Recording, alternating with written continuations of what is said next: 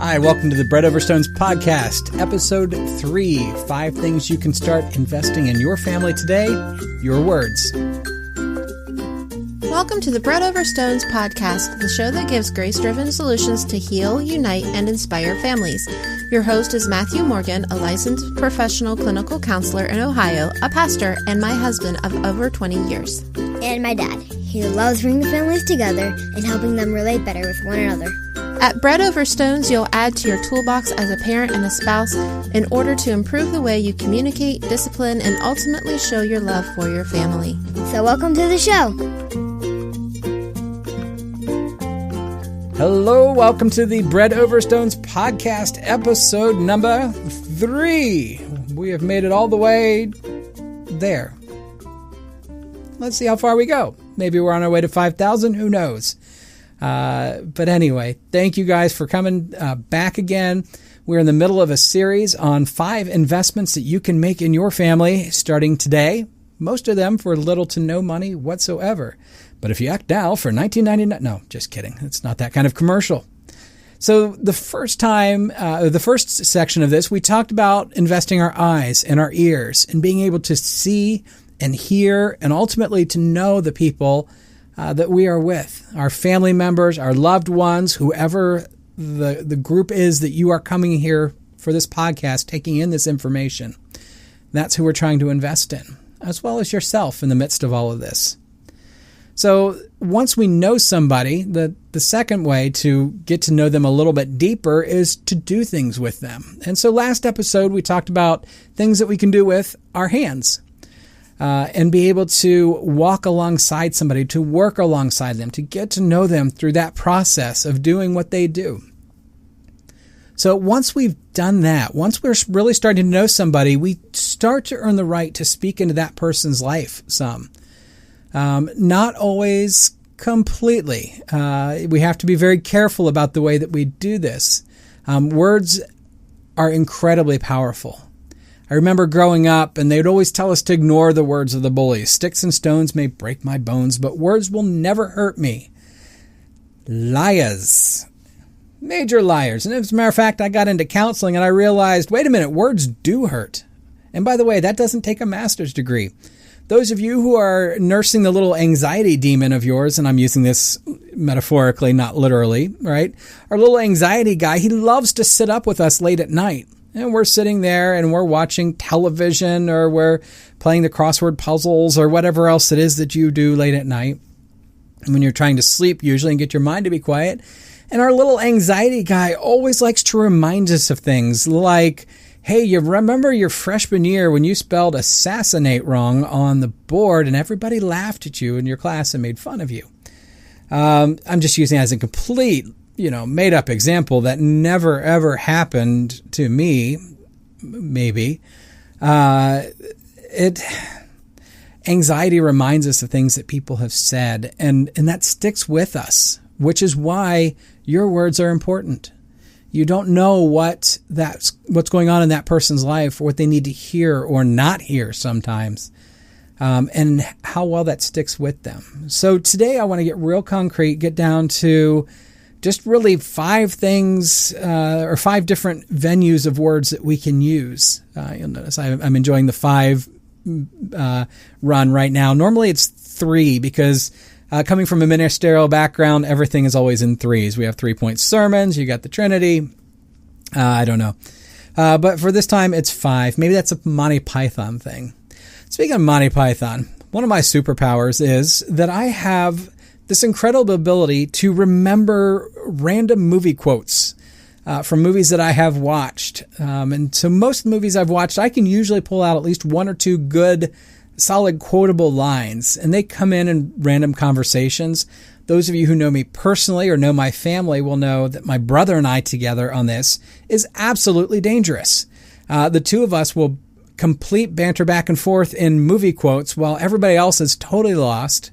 But we're going on and on and on. So, like I said, usually 1 or 2. Now, something like Monty Python, I'm pretty much good for about 90% of the movie. Now, that comes with the downfall because everybody's superpower has a downside to it. So I can't remember to do things like take out the trash or clean the fish tank. Speaking of which, I need to make a note that I need to clean the fish tank, because I just reminded myself of that. So I can't remember some of these basic things, but I can remember movie quotes. And movies are phenomenal, and it's a great illustration of the power of words. Think back to some of the iconic movies and the speeches that really helped to stir us. I grew up in the days of Braveheart, not in the literal days of Braveheart, the days of Braveheart the movie. I'm not that old or Scottish, although I could rock a kilt if I had to. But that's beside the point. So so Braveheart, the men are coming up to line, and their courage is faltering as they're facing this enemy army. And that iconic speech from William Wallace as he's riding up and down the line in his on his horse, and he's yelling and screaming in this wonderful Scottish accent about, and that great line, right? They'll never take our lives, or they may take our lives, but they'll never take our freedom. And everybody cheers, and they're all like, hey, we're going to die, but let's go out and do it anyway. Words motivate. They challenge us. They move us. They take us to new places.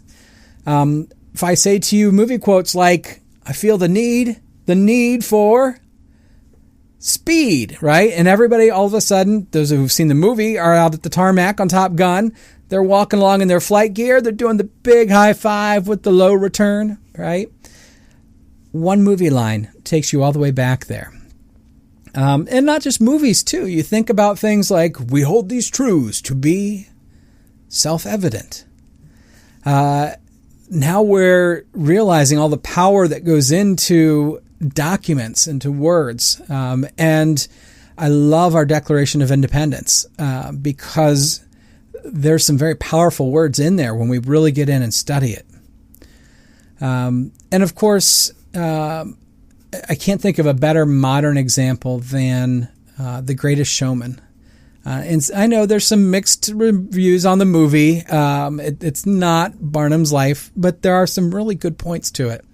And of course, that anthem song that everybody is singing, Callis Settles, This Is Me, right? And there's a line in there. It's, when the sharpest word's going to cut me down, I'm going to send a flood, going to drown him out. And that is really what I want to focus on today, is how to send a flood when the sharp words cut us down. So words can cut, they can wound, they can hurt. And again, that old adage, sticks and stones may break my bones, words will never hurt me. Baloney. Words hurt deep. And it doesn't take a lot. Think about little cuts, a little paper cut. Throw some lemon juice in that. Throw some hand sanitizer in that. You're going to know that cut's there. And it's going to hurt and it's going to sting. And so how do we counteract that? How do we counteract those negative words? And those negative words are very easy to find, right? Think about the interaction between you and your family. Is it positive? Are there uplifting phrases being thrown out there? Or is it something like, how many times have I told you to turn off the bathroom light? Or, hey, Matthew, why don't you go clean the fish tank? Got to clean the fish tank. Don't forget to clean the fish tank. Or whatever it may be. There's negative words thrown in there, and they're directive words. And I'm not saying they're not needed, but what they do is they pull down. They don't build up to the relationship. They tend to divide things a little bit more. So what we want to do is to minimize those, not get rid of them, but to minimize those, and then maximize the other things. And a lot of families that I have listened to, that I have counseled, that I have talked to, they have the same problem, is that they're not intentionally feeding back extra stuff into these relationships. They're not feeding that extra positivity, to borrow from our motivational speaker friends.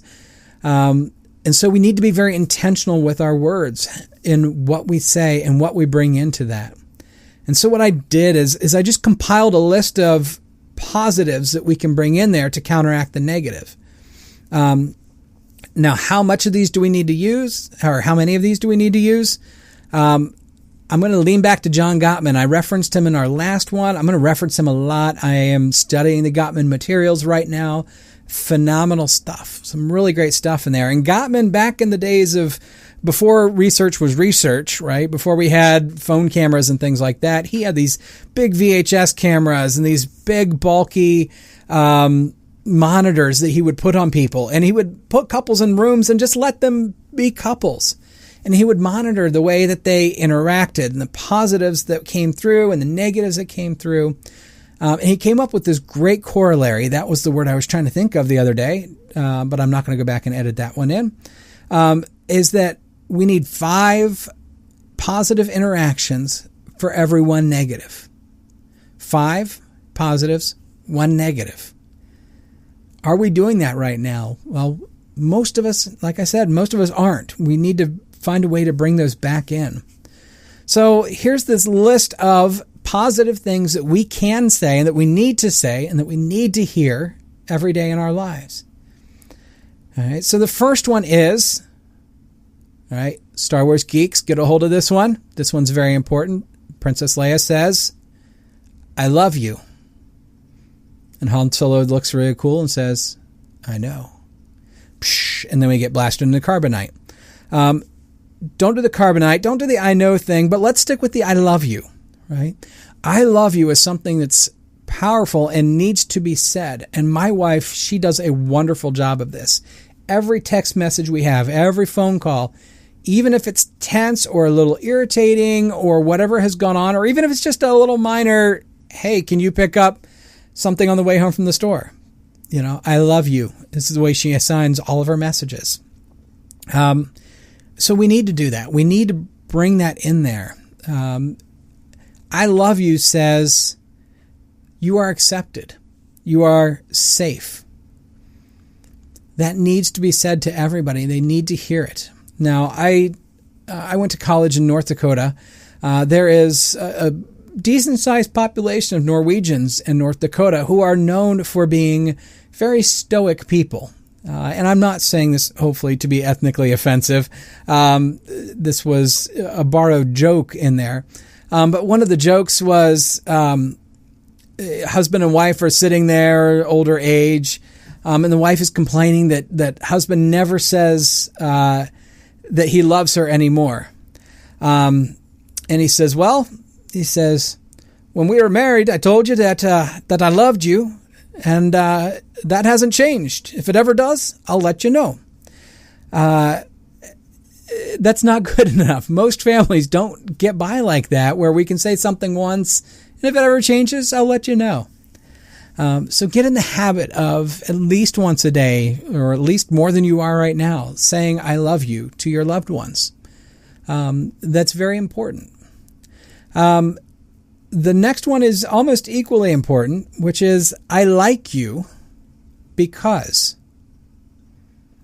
Right? Now, "I like you" is important. And parents, I'm going to say this with love and understanding. We have days that we love our kids. We have days sometimes that we don't necessarily like our kids. Sometimes they test us past where we feel comfortable or equipped to deal with them. And so our likability goes down after that moment. But what we need to do is refill that and make sure you put something to it. And it's, I like you because needs to be filled in with something that they are, right? We need to hear that. We need to hear something that we are, not something we do. There's a little bit of a subtle nuance in there. But I like you because you are kind. Or I like you because you are always speaking life into me, or because you are positive, or because you are unique and different in some way. That is so important for our kids to know, but it's also very important for other people to know. Getting this podcast launched was a huge endeavor for me. I have taken, I'm going to speak more about this later, I think. This is a good episode on fear, but it took me a long time to get comfortable enough just to put something out there. And I know it's not perfect, and I know I stutter a little bit, and I throw some ums and uhs in there. I'm not trying to be ace perfect with what I do. But I had a very trusted person who listened to this, and she said, "You know what? I really like that podcast because," and she filled in exactly what I was trying to communicate with this. And I thought, oh my goodness, that was so uplifting to me. I probably could have, I could have, walked on air. I was feeling so good after that moment. So our kids need to hear this. Our spouse needs to hear this. We all struggle with those moments of not liking ourselves or not being comfortable with ourselves. The next one is, I like it when, and then you fill in the blank with something they do, right? For my son, I like it when you read. I like it when you enjoy your books because it's really cool, buddy. And, for my wife, I like it when you do nice things for me. The other day I came home and she had made homemade gluten-free cheese crackers. And I thought, oh my goodness, this is so great. And I love it when she does that. I love it when she takes that extra time and does those kind of things. So I make sure I say thank you, and I make sure that I speak that life into her. So I love you. I like it, or I like you because, and I like it when. So the fourth thing is, tell me more about whatever it is. A lot of times, people ask me about my business. Well, what do you do? I said, well, I do online counseling. And that's my real quick pitch because I don't know how much information they want me to share, and I am not the great salesman. If they don't want that information, I'm not going to sit there and corner them in an elevator and berate them with it. So I'll just kind of throw that out there. I do online counseling. And you want to know what really lights me up? It's when the person says, you know what? Tell me more about that. Oh, sure. Give me permission. I'll do that. Absolutely. I'm not directing. I'm not questioning. I'm just, hey, can you tell me more? And so we need to put those into our relationships. Tell me more, not just, you come home. Hey, honey, how was your day? Oh, it was tiring. Tell me more about that. And it seems really weird and it seems really stilted, but I would bet that if you said something like that and that wasn't a normal MO for you, the person's going to look at you real strangely for a moment, but then they're going to test you on that. So you better, by the way, be prepared to listen to the answer. So tell me more about that. So that's really the things they know. Tell me more about this show that you're watching. And this is another thing in our family is I have my shows that I like, and my wife has her shows that she likes. And so we try to trade back and forth because the genres don't always mesh up a little bit. And it's nice. It just adds something into our relationship. Tell me more about this show. Tell me why you like it. Tell me why you like these characters.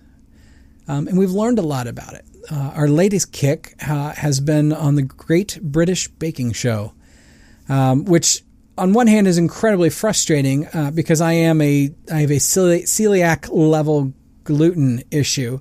So most of what I see on there, I'm like, oh, wow, I will never, ever be able to eat that again. But it's still fun. It's a fun show to watch. It's very calming. And we were talking about it, and I did the same thing. Wife, tell me more about why you like this show. And we realize that we like it because it's quiet. There's not a lot of noise. There's not a lot of action in it. It's a way to just kind of relax and decompress. For those of us who are highly sensitive, having those moments are so key because those are really what refill us for the rest of the day, right? So I like you I love you. I like you because of what you are. I like it when you do certain things. Tell me more about things you know. Another thing that people need to hear every day, or not every day, but hear when it's appropriate is, I'm sorry, because. Don't neglect the apology. Many times that's what we're waiting on. We're waiting on somebody to say, you know what, I'm sorry for whatever's gone on. And please, husbands especially, we're so guilty of this. Don't go to the wife and say, I'm sorry for whatever I did. Because she's not going to buy it. Because you're probably not sorry because you don't know what you did yet. You have to go back to tell me more on that one, right? Tell me more about why you're upset. And then once she says why she's upset, that's a good time to bring up, you know what, I'm sorry because what's gone on. Our families are not perfect. And with Bread Over Stones, if you haven't caught the gist of that, this is one of the most important things for me, is to point out that none of us are perfect. And I'm not trying to put on you to have the perfect family because that's too much pressure. That drives us completely bananas if we try to do that. So, you know what? I'm sorry because I'm going to make some mistakes here. And here's what they are. And that's for things that they've experienced. Okay? So I love you because you're accepted as you are. I like you because of things that you are. I like it when you, things that they do. Tell me more about things that you know. I'm sorry because of things they've experienced. Those are all key important phrases. Notice those are 5 positive things. Those are 5 build-ups for the relationship. And I want to add one more thing in here that we all need to hear at some point in time, which is not always a build-up, but it's so key. And that's that no. We need to hear no sometimes. Right? And that may be a simple, no, I don't want to go to this event. Well, why not? Well, let's talk more about this. No could be not doing things because they are dangerous or because they're harmful. No, son, you may not put your fork in that electric socket. And of course, I'm the meanest person in the world if I say that, but it's generally better for his health if I do that. No, maybe because it crosses boundaries, right? No, just maybe because it's not prudent right now. So no has to be involved in the relationships at times. But notice if you spend time on the other 5 positive things, there's going to be less no saying because we all like to move towards the yes things. If you tell me you like something, I'm going to keep on doing it. One of my weirdest moments growing up, and again, talk about things that stay with you, right? First grade, I'm sitting there in elementary school, and one of the other kids learned how to use the dash to go between lines. So if you have a 2-syllable word, you put 1 syllable on one side, you put the dash, you put the next syllable on the next line. And I realized that because this person put a dash in there, she got praise in front of the entire class. So sure enough, the next paper I handed in, every line at the end had a dash on there. Completely inappropriate spots. You know, I didn't use it correctly, and I got chastised for that because of that. But it brings up the point that if we're praising something, we want more of it. And we had to kind of redirect at that point, but still, we want more positives in our relationship. So I would encourage you this week. All right, here's our activity is I want you to pick one person in your circle so that you can be very conscientious about this. Those of you who are pro tippers, right, and you're ready to do this, you're like, everybody, I'm going to do this. If you can, that's great, but pick at least one person and very conscientiously use 5 uplifting phrases in one day. And observe the results. Just look at what's done. Don't expect feedback back from them because they're probably trying to figure this out too. They may not want to undertake this event right now yet, but that might be something that will happen. So 5 uplifting phrases that say, I love you. They say, I like you because, or I like you when, or tell me more about, or I'm sorry because. And invest those 5 things into the relationship and see what happens. So we're about out of time for today. Join us tomorrow for episode 4, which is going to be on investing our time into our relationships. So thank you again. I encourage you, if you have good feedback, if you are getting good results from this podcast, feel free to throw me an email at comments@breadoverstones.com. You can also go to our website. The shortcut is breadoverstones.com. This is all under the umbrella of my private practice, Covenant Family Wellness. So you'll see a lot of that branding in there as well. So thank you very much for letting me into your lives and into your hearts today. And I pray that you will receive the bread of God's grace and that you will be able to pass that on to others. Thank you very much, and make it a great day.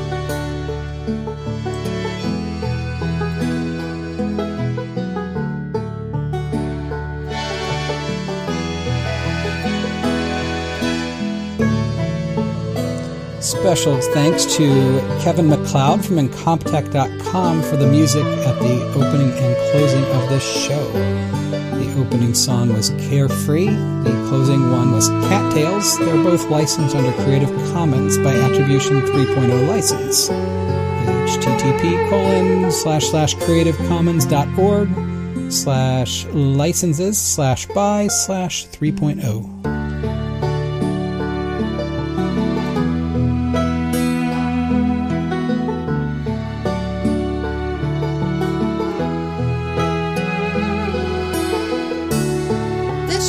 Its host and its guests are here to provide accurate and helpful educational information. This is not a substitute for personal counseling, and it shouldn't be taken as legal, accounting, medical, or other professional advice. If you need a professional, you should find one in your area.